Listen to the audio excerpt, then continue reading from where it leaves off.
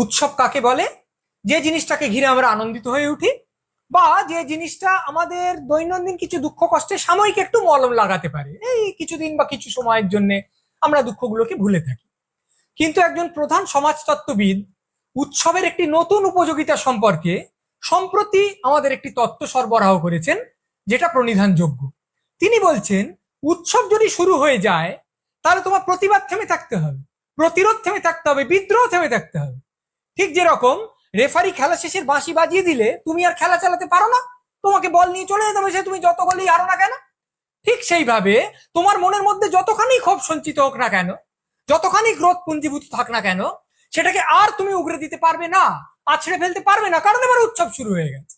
ফলে উৎসব যে একটি সুমহান আব্বুলিশ, যেটা বলে দিলে আর তুমি চোর ধরতে পারবে না, এটা কেউ এতদিন জানতো না, কিন্তু এখন নতুন করে জানলো।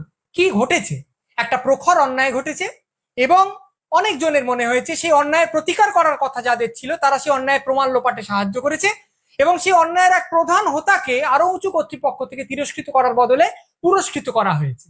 ফলত একটা সমাজ দাঁড়িয়ে থাকে যে প্রতিশ্রুতিগুলোর ওপর, যার মধ্যে একটা প্রধান প্রতিশ্রুতি হলো এই যে কেউ যদি অন্যায় করে তাকে চিহ্নিত করে শাস্তি দেওয়ার চেষ্টা করতে হবে, সেটাই লঙ্ঘিত হয়েছে। সেই জন্য কিছু লোক প্রতিবাদ করেছে, এই জনরোষ আছড়ে পড়েছে।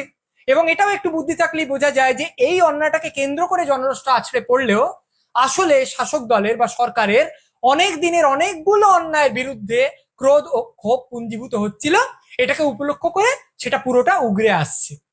তা সেটা জেনে শাসক দল কি করেছে? ক্ষমা প্রার্থী হয়েছে?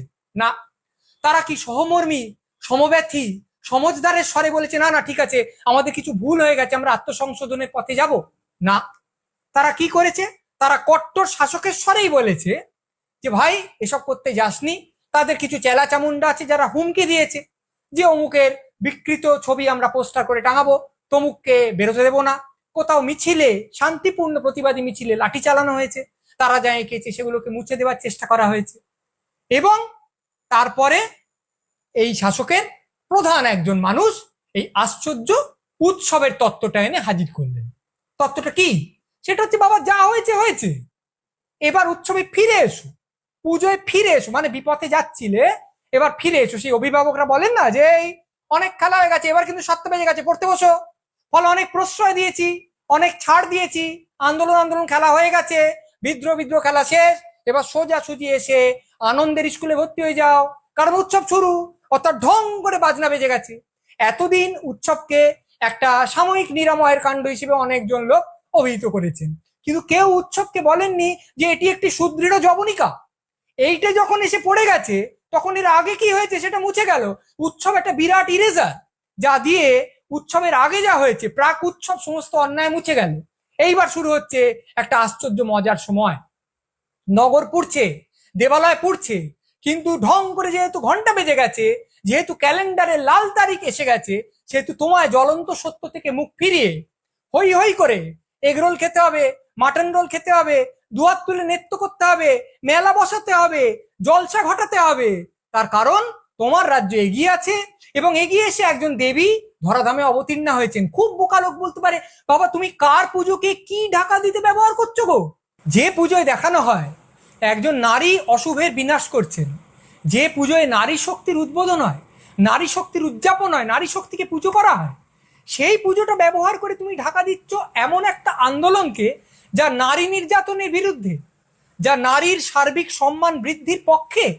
কিন্তু সব প্রতীক টতীক এইসব নিয়ে কথা বলে একটু নেকার।